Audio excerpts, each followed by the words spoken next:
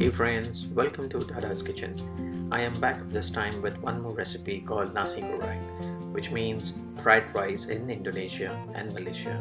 It is cooked with chili paste consisting with bird's eye chili, some shallot, garlic, some belachan and some dry fish. So let's get started. So friends, you may visit the ingredients page for the list of ingredients required.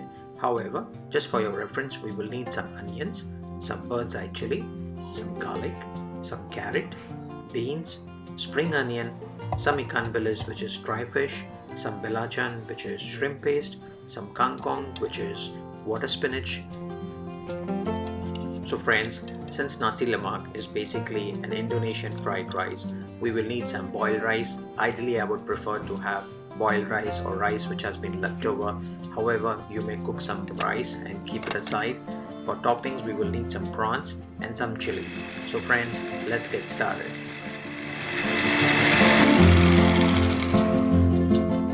So friends, this recipe is a famous recipe of Malaysia and Indonesia, and that's why it's called Nasi Goreng Kampung.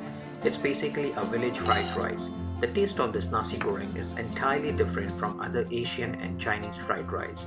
Basically, you would find the taste actually coming out from the chili paste which I am just grinding, some kampung leaves and some ikan bilis.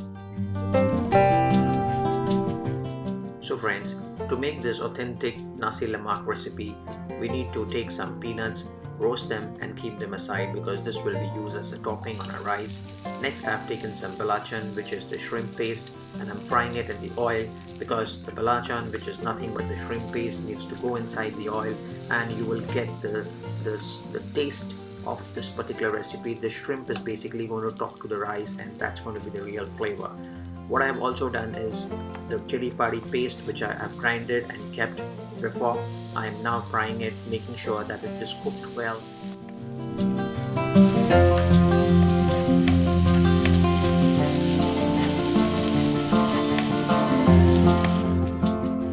So friends, after frying for about 3 to 4 minutes, you will find my chili paste is actually fried and it has released its oil. Now what I'm doing is I'm adding some oil in the pan and now I'm frying the ikan bilis, which will also be used as the topping for this particular recipe.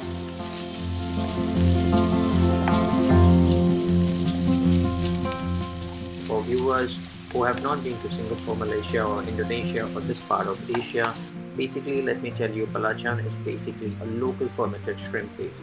It has a strong umami taste and it's required in a small amount.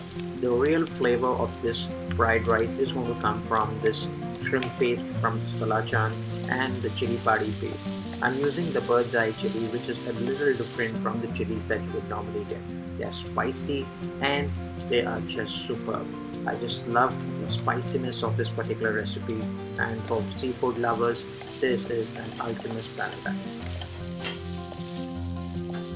So friends, as an optional, you may also add some tamarind because that's going to give you the spicy and the tangy flavor of this rice. I have left it as optional, but I'm suggesting you guys should put in and it's going to be fun. So friends, here you would have seen that my chili paste has actually fried and it has released its oil nicely.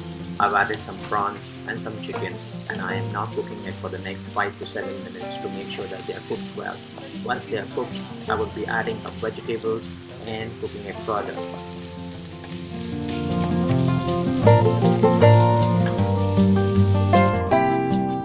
Friends, now that you see that my chicken and my prawns have been cooking for 5 to 7 minutes, time to add the vegetables. I am taking some French beans and some carrot and I'm cooking it for the next 5 minutes. Now you may add vegetables of your choice, feel free, it's an open fried rice, so just go ahead with whatever is available at home and cook it further.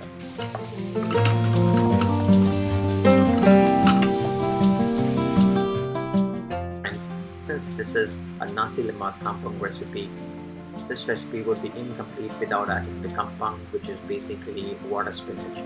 So what I have done is I've taken the stem of this water spinach and I am cooking it first because that's going to take some time. Once they are cooked for about 3 to 4 minutes and they are a little soft, I'm going to then add the beef and then add some salt and cook it further for the next 2 to 3 minutes.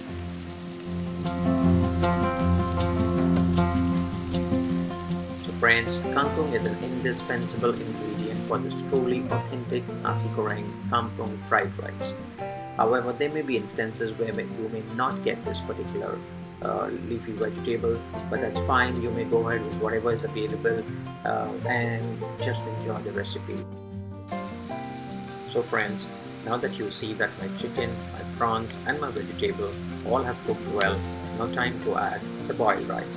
Basically, I'm using the overnight cooked rice because that's less sticky and easy to manage. The rice won't stick, but as I said, you may cook it and keep it aside and then add it. I'm going to cook this for another 5 to 7 minutes in a low to medium flame, making sure that the rice doesn't stick down and they don't burn. And also I will be moving across the rice so that the spices talk to each other. And there you go, your beautiful Indonesian nasi goreng fried rice is ready.